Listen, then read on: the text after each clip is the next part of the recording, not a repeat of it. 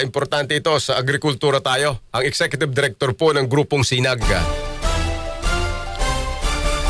Ka-Jason, magandang umaga po sa inyo. Live po tayo sa DCXL, si Ricky Rosales, sir. Good morning po, Sir Ricky. Sa lahat po ng nakikinig na kanyang programa. Opo. Sa inyo bang assessment mga itong pagpapatupad po ng price cap sa bigas? Gaano ito ka-urgent na ngayon, ka nagmamadali, at ano bang assessment nyo rito? Mga kailang kaya ho ito?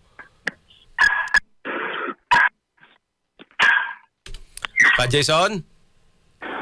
Opo. Ako, mukhang may problema yung signal.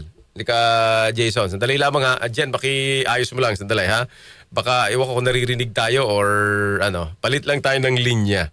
Oo. Kasi ano ho ito? Bagamat may magandang magagawa on the part of the yung mga nagbebenta, yung mga nagtitinda, medyo masakit ho sa kanila yan. Lalo na kung yun nga, mahal ang kuha nila. Oo, hindi lang naman bigas ito. Alright, okay na tayo? Si Ka-Jason. Ka-Jason, sorry, nawala ho tayo kanina. Parang hindi nyo ako naririnig, sir. Naririnig nyo na ho ako ngayon? Opo, narinig ko na, Sir Ricky. Magandang umaga po ulit. Apo, good morning po. So ang tanong ko po kanina, yung gaano ho ka-urgent ba yung inaasahang parang pagpapatupad po ng price cap sa bigas halimbawa? Anong assessment nyo rito? Kasi masasaktan din dito yung mga nagbebenta eh. Ang tingin natin na, Sir Ricky, matagal na dapat siyang price cap, lalo na sa imported po na bigas. Despite itong kaguluhan sa Middle East, hindi naman po tumaas o bumaba yung presyo ng bigas sa global market. Pareho pa rin. Landed cost niya ay nasa 30 to 35 pesos per kilo. Ibig sabihin, kahit po sa 45, maibebenta ng importer na lahat ay kumikita. So pag nilagay siya sa 50, talagang tingin natin sobra-sobra na yung kanilang kita. Pero at least okay na yung ikakap to sa 50. Kesa naman po umaabot pa ng 55 hanggang 60 pesos per kilo. Oo, yun nga pala imported lang pinag-uusapan natin dito, no, Ka-Jason? Tama po, yung imported talaga for the past 2 years talagang tumatabo sila. Ngayon po dahil nga po sa problema sa logistics po, talagang kahit yung mga nag-export ng bigas sa atin, mura pa rin ang kuha dahil nga po naghihigpit lahat, mas local production ang iniintindi nila. So yung as of the moment talagang wala tayong problema sa presyo ng imported. Stable siya, kaya dapat nga po ay mara-impose ang MSRP para makinabang naman po yung mamimili sa murang bigas. Pero siguro valid din yung sinasabi ng ilang yung mga nagtitinda na yung kuha kasi nila ay mahal. So kumbaga ang interesting ding tanong ho dyan, kung sabi ninyo ay mababa pa naman, so saan ho ba nanggagaling yung problema ngayon na yung kuha nila ay mahal, kaya kailangan nilang itaas pa, no? Parang sabi nung ilang mga nagtitinda, nakukuha nila ng 50 rin eh. So pag binenta na nga naman nila ng 50, kung sakaling magkaka-price cap, lugi. Bakit pa sila magtitinda? Tama po yan, Sir Ricky, kahit naman sa mga local production natin. Ang problema talaga yung nasa gitna. Ibig sabihin, paglabas sa farm gate, nandun po yung, dahil maraming kabayan pinagdadaanan. And at the same time, nandun yung vacuum. Yung gitna kasi may vacuum siya, wala talagang regulation at monitoring ang government. Ang tinatamaan talaga lagi, usually, yung production side, yung producer, at yung retailer o yung nagbebenta. Pero ang namamayagpag, yung nasa gitna. Yes. Kaya nga sinasabi natin, useless ng MSRP kung nakatingin ka lang sa retailer at doon sa producer. Exactly. Kawawa sila pareho. Yung nasa gitna talaga ang namamayagpag. And sila yung unseen hands dahil unang-una wala nga isang national policy sa mga yan. Hindi mo alam kung nasa ng permit, hindi mo alam nasa ng regulation at registration ng mga yan. Kumbaga po, they operate in a vacuum kaya talagang namamayagpag sila for the longest time. Yun po ang dapat muna ayusin ng DA. When they say that they implement daw yung MSRP na mas mahigpit, kailangan malinaw. Right. Kawawa rin naman yung retailer kung doon lang sila tatanungin bakit mahal ka. Dapat mag-backtrack sila. Saan galing, saan kinuha, para po talaga monitor natin yung sitwasyon. At pag ang pinag-usapan ay nasa gitna, ito yung mga nagdi-deliver, ito yung mga trader, At dito na nga din papasok siguro ka Jason yung problema sa langis kasi namumuhunan sila sa mataas na diesel. Opo, pero malit lang naman yun kung per kilo, in bulk naman sila namimili. And in most instances, Ricky, yung importer mo, siya rin ang trader eh. Yung mga sabagay. yung mga namimili sa mga farmer ng palay, yung mga biyahero, sila na rin yung trader. So kaya nga po, makikita mo naman kahit maraming patong. Yung source pa rin eh, sa nagsisimula, yung kung imported dyan, from importer to trader, doon ka magsimula, i-backtrack mo hanggang makarating sa palengke. Kung local, ganun din. Paglabas sa farm gate ng mga magsasaka, yung mga millers, mga traders, doon ka rin magsimula para babantayan mo dahil kung magsisimula ka lang sa gitna or sa dulo, ang talagang mapaparusahan mo lang yung retailer. At tama rin naman po sila. Apo. So tama yung nakuha ko sa inyo kanina, no? Sa global price ng bigas, yung mga ini-import ay naglalaro sa 32 to 35 pesos kada kilo. Landed cost na po dahil landed na. Landed na po yun dahil reduced tariff tayo ngayon. Oo. 15%. Ibig sabihin, ganun pa rin kamura yung bigas. Kaya nga, even the importers, they're not saying na nagmahal eh. So, sinisisi na namin yung logistics sa baba.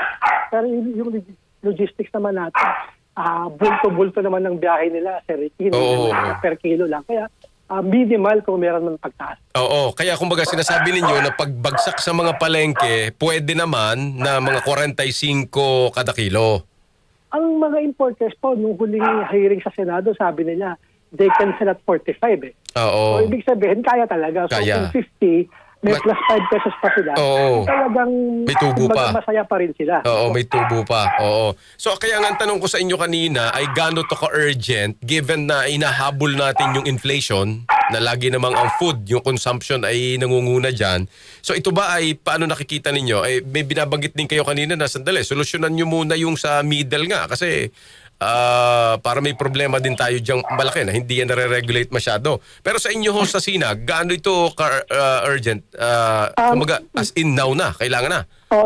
Sa atin po urgent para makinabang naman yung consumer. Pangalawa, para hindi laging nasisisi yung local producer. Kasi nga, pag tumaas ang presyo, sabi ng PSA, yung inflation ay dahil sa mahalang pagkain, ang nasisisi kaagad yung local producers, mga farmers, ang tendency ng PSA, pagdating sa NEDA, o DepDev, mag-import. Oo nga. Kumbaga, dahil ang nakikita lang yung mataas na retail, hindi nila nakikita for the past 6-7 months, Ricky, ang baboy at manok sa farm gate, they are selling below cost, ano? Lalo ang manok nasa 90 ngayon, ang average, ang production cost is 110 sa baboy. Oo. Ngayon po nasa 200 pero nag 160 pa siya, no, 170. They're selling below cost. Yet ang gobyerno import pa rin ng baboy at bigas. Kaya po hindi talaga nagre-reflect yung presyo sa kalbaryong pinagdadaanan po ngayon ng mga local producers. Opo. Sa lokal na bigas, ka Jason, ang farm gate price po ngayon nasa magkano po? Bumaba po ngayon, nasa 16.70. Ano? So, ibig sabihin, post-harvest, dapat nga siya tumaas eh. Pero bumaba pa siya ng 16.17. Yung current natin na farm gate, Sir Ricky, sabihin mo na tumaas siya ng 23 nung ilang linggo. Ibig sabihin yan, between 40 to 45 mabebenta yung local rice. Kung yan ay, etong ang problema nga natin, Sir Ricky, in the coming weeks, ang magiging gastos ng farmer dumoble, no? From 60,000 per hectare siya sa palay. Ngayon, minimum 90,000 to 100,000 dahil tumaas yung urea, tumaas yung diesel. So, we're looking at an additional almost 18-19 pesos production cost pa lang ng palay. So, pag ganyan pong sitwasyon, dapat mabili sa kanila between 25 to 26 para naman makinabang yung ating local. At papantay lang siya sa MSRP ng imported kung 50. Kaya pang ibenta sa 50, kung makakakuha ng magandang presyo ang ating farmer, kahit between 25 to 26 pesos, come harvest time sa October po. Opo. So kung magpapatupad ng price cap sa imported na 50, curious question, paano yung sa local? Local rice? Dapat nga po kasi mas mura yung local natin dahil kung maalala natin, bumagsak ng 10 hanggang 12 yung farm gate. Dapat ay sa mas mura pa siya na ibebenta. Kaya yung significant talaga yung tingin sa imported dahil yun 35 landed cost na, ibebenta mo na lang, inabiyahe mo na lang. Kaya kitang-kita yung magiging profit nila.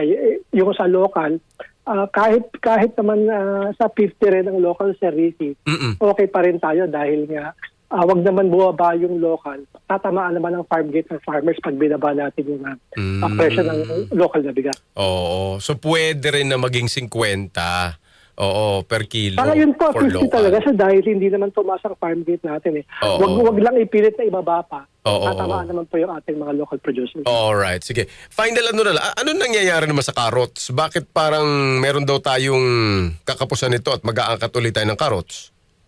Kaya nga sabi natin, nakakatawa yung sitwasyon.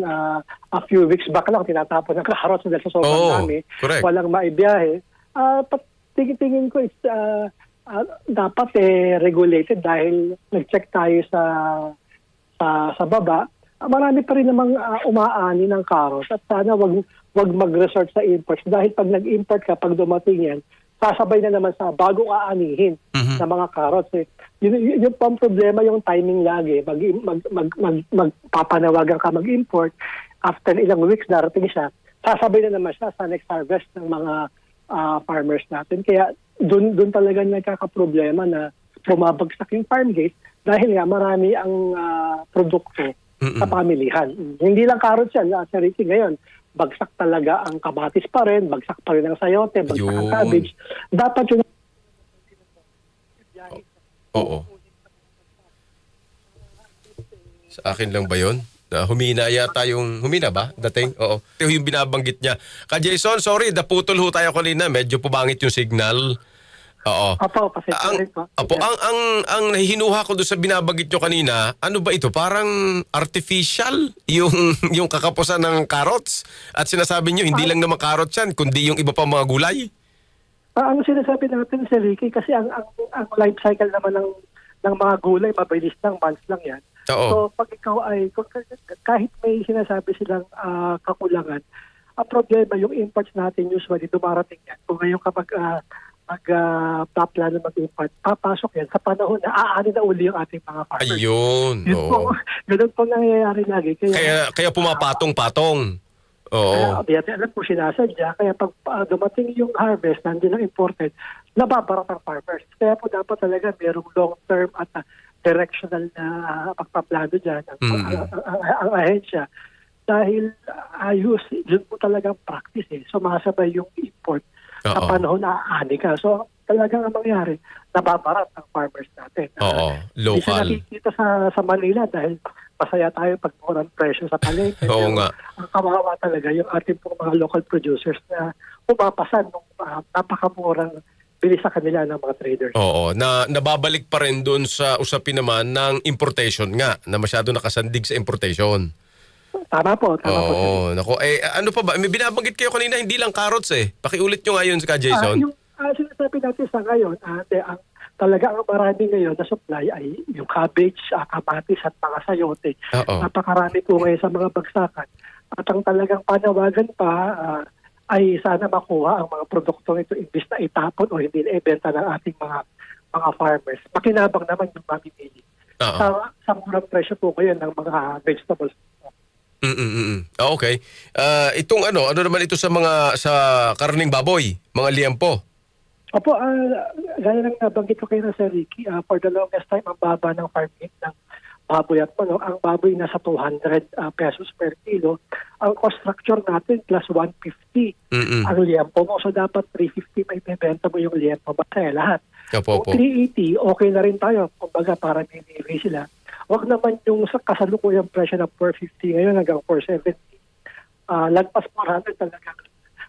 May profiteering na dyan at sana naman ay umaksyon kaagad ang mga regulatory agencies natin dahil again, laging nakatingin tayo sa retail, sasabihin lang NEDA, mahal ang mga presyo, sabi ng PSA. Pero when you look at sa production side, ang baba pa rin ang kuha sa ating mga farmers. Na hanggang ngayon kumbaga, gaano katagal na ba taon-taon tayo nag-uusap dito? same logic ka, Jason, ano? Same logic. Po, laging ganun kumbaga para tayong broken record. Pero Opo.